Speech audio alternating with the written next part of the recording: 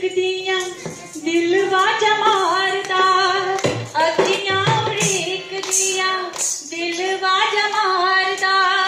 आजा मैया आजा तेनू वास्ता है प्यार दा, आजा तेनू अखियां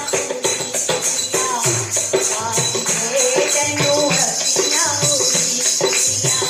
अखियां उड़ीकदियां दिल वाजा मारदा, अखियां उड़ीकदियां दिल वाजा मारदा।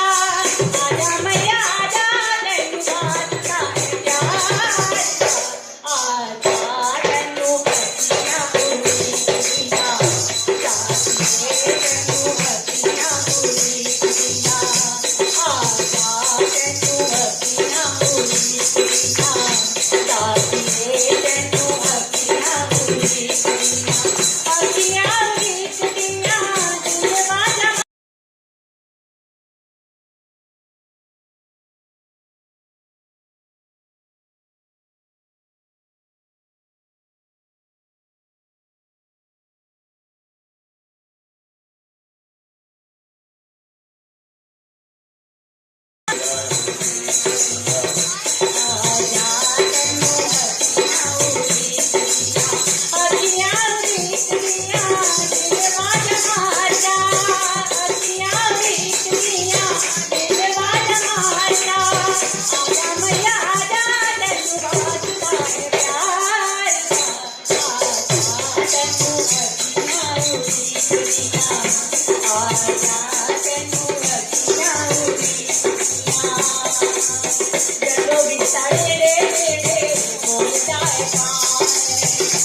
देखिए, इंडिया हो चाहे अमेरिका हो, कोई भी देश हो, वहाँ पे जो पुराने लोग हैं वो ये बोलते हैं कि जब बनेरे में कांप होता है तो आपके घर पे गेस्ट आता है।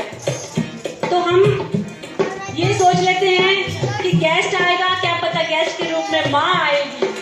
और अगर जिस दिन माँ के नाम की चौकी किसी ने घर में रखी हो, उस दिन अगर कोई काम बोल जाए तो ये तो पक्का श्योरिटी होता है कि आपके घर में ज्योति स्वरूप के रूप में वो आती है। जयकारा मां शेरा वाली का बोल साचे दरबार की।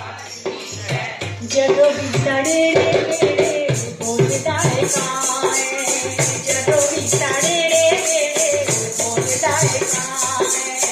लगता है अजराड़ा शेरा वाली माए, लगता है अजराड़ा शेरा वाली माए। तेरे ही दीवाने मैया तेरे ही दीदार दा, तेरे ही दीवाने मैया तेरे ही दीदार दा। आजा मैया आजा तेनू वास्ता है प्यार दा, आजा तेनू अखियां उड़ीकदियां दादिए तेनू अखियां उड़ीकदियां दिल वाजा मारदा, अखियां उड़ीकदियां दिल वाजा मारदा। आजा मैया आजा तेनू वास्ता है प्यार दा, आजा तेनू अखियां उड़ीकदियां दादिए तेनू अखियां उड़ीकदियां। तेरे दरबार माए अर्जी मलाई है, तेरे दरबार माए अर्जी मलाई है। तू जाती कर हुई सुनवाई है, तू